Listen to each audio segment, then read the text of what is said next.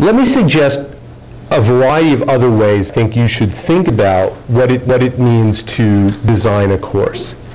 First, I do think that you want to go through the exercise of thinking about who your students are. At the very least, I think it is essential that you think through who your students are in what I would call, in a sense, an instrumental sense. How old are they? What, in a sense, grade are they in? What level of knowledge do they bring into the class? What kinds of external forces bear upon their lives, and so on. Those, at the very least, constitute sort of the essentials, which are going to define what they know and how they are going to be able to perform in your class, okay?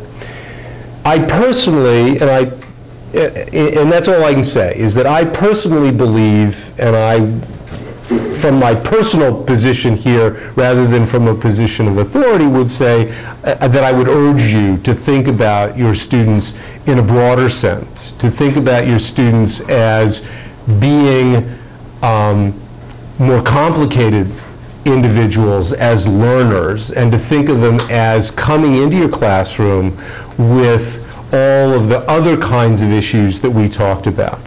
And I would divide those into sort of two kind of pots, right? Some would be, in a sense, psychological issues. We know from the ed psych literature, for example, that there are major differences among people in terms of the ways they learn. Some people are visual learners, some people are audio learners, and so on. So people have different learning styles. And individuals, therefore, are going to learn in your classroom according to the type of teaching style you adapt, okay?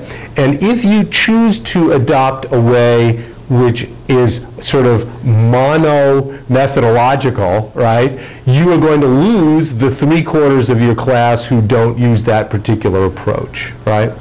Second, you want to remember that your students are at a particular point in terms simply of their age in their educational sort of educational psychological development, right? And that will put on the table certain developmental characteristics which you will want to be thinking about, because there's a sort of moment when they are going to be capable of doing certain kinds of thinking, and you don't want to, in a sense, create a class which in effect expects them to do things which they can't do at 18, but which they will be perfectly capable of doing at 21, right? Second packet of